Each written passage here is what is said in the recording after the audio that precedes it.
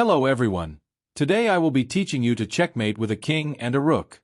It might seem hard at first glance, but when you get the hang of it, then it will become simple. The end goal is to force the king onto an edge of the board so that we can checkmate. First off, you want to cut off the king and force him to one end of the board. In this case, I chose the bottom. Now we want to follow the opposing king until the kings are in opposition with each other, so the black king can't move up the board. If the opposing king ever attacks our rooks, then we will simply move it to the other side.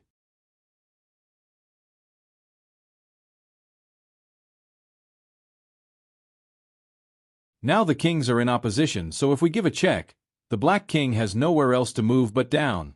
Now we want to give a check with the rook.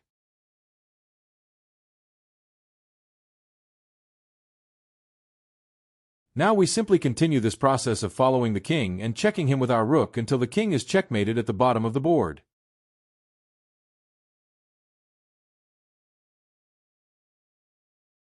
Another way to checkmate the king is called the box method. Here we create a box around the opposing king and continue to make it smaller whenever we can until we can force a checkmate. For example, I create a box around the king with rook to d5. After king to g4, I am allowed to make the box smaller, so I do so.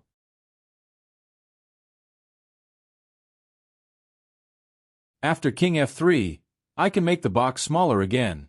If you are unable to make the box smaller, bring the king to force the opposing king back.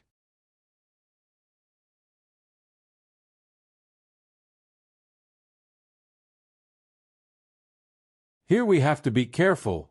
In some scenarios, the king will be on h1, which allows us to simply play rook to h3 checkmate. However, the king is on h2 here, so we play rook a3. Notice that the black king has nowhere else to go except for h1, so now we can finally play checkmate. Well, that's it for this video. Hopefully you learned something and good luck winning those rook and king endgames.